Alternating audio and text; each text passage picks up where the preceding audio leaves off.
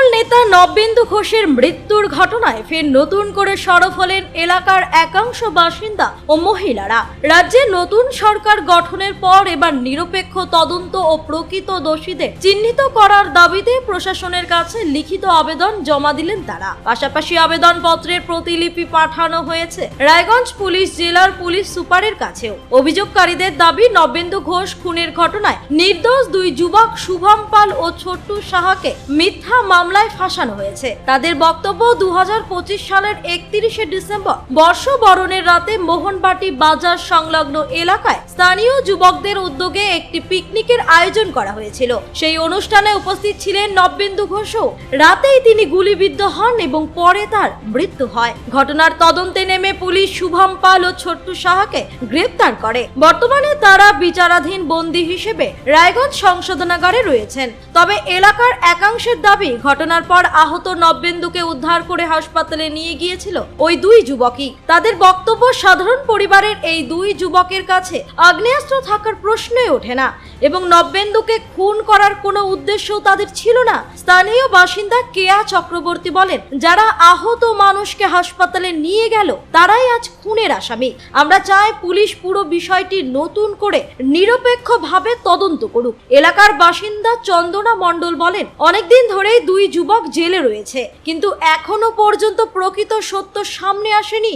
আমরা চাই প্রকৃত দোষীদের খুঁজে বের করা হোক এবং নির্দোষদের মুক্তি দেওয়া হোক। অন্যদিকে শান্তনা পাল জানান, আমরা মৃতের পরিবারের প্রতি সহানুভূতিশীল, কিন্তু কোনো নির্দোষ মানুষ যেন অন্যায়ভাবে শাস্তি না পায়, সেই দাবিতেই আমরা থানায় আবেদন জমা দিয়েছি। এই ঘটনাকে কেন্দ্র করে এলাকায় নতুন করে চাঞ্চল্য ছড়িয়েছে, যদিও পুরো বিষয় নিয়ে এখনো পর্যন্ত পুলিশের তরফে আনুষ্ঠানিকভাবে কোনো প্রতিক্রিয়া মেলেনি।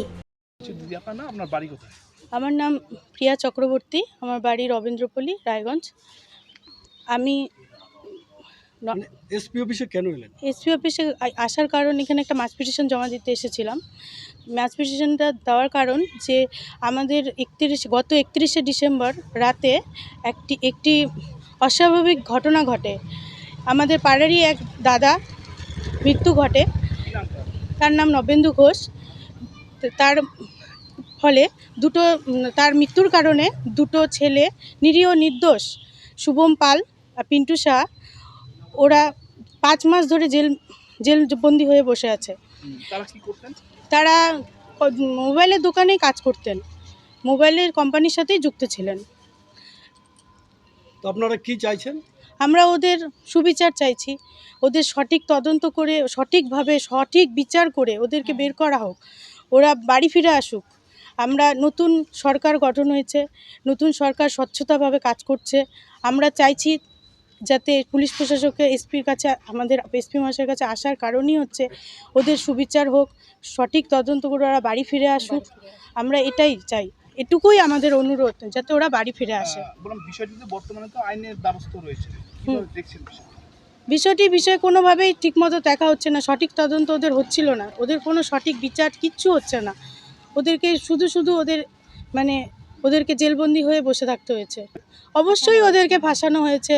ওরা এত ভালো ছেলে, আমরা পাড়ায় সবাই একসাথে মিলেমিশে থাকতাম। যিনি মারা গেছেন তিনিও আমাদের খুব কাছের লোক ছিল, খুবই কাছের, আমাদের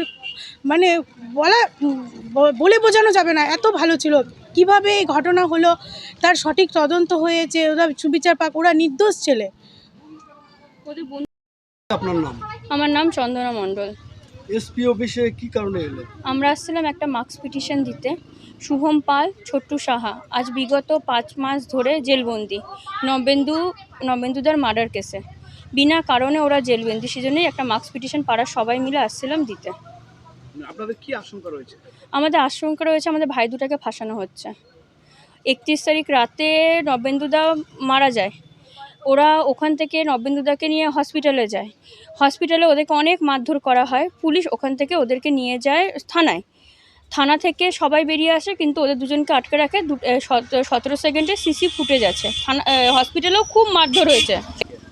আমার ভাইদেরকে মেরেছিল এগেনস্ট পার্টি, নবেন্দুদা যেই পার্টি করতো সেই পার্টির লোকজনই মেরেছিল এসে।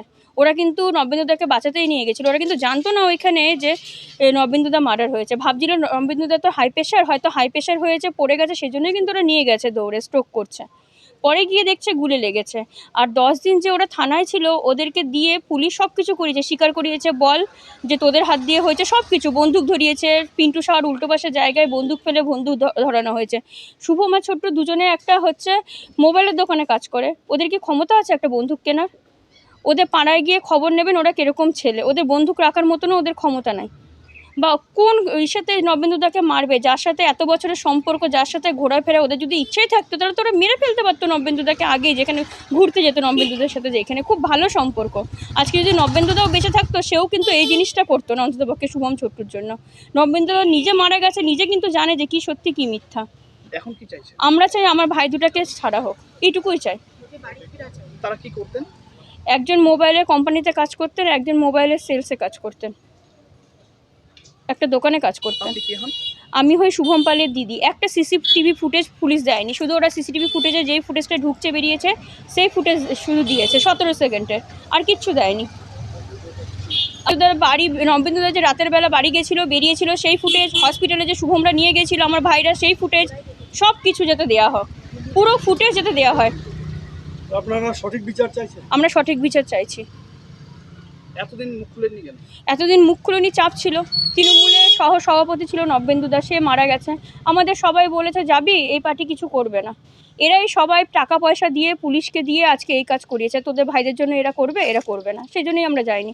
আজকে নতুন পার্টি আসছে, তার কাছে আমাদের আবেদন আমাদের ভাই দুটাকে ছাড়া হোক। এমএলএ এমপি ওদেরকে বলা হচ্ছে আমার ভাই দুটাকে ছাড়া হোক, আমরা তাদের কাছেও যাবো, এর পরবর্তীতে আমরা তার কাছেও যাব। আমার নাম শান্তনা পাল। এই যে এসপি অফিসে আসলেন, হ্যাঁ। কি কারণে? আমরা একটা মার্চ পিটিশন জমা দিতে এসেছি। সেই মার্কস পিটিশনটা কি জন্য? আমার দুই ভাইকে বিনা নির্দোষে ওদেরকে জেল বন্দি করে রাখা হয়েছে। কি নাম তাদের? এক পিন্টু সাহা আর শুভম পাল।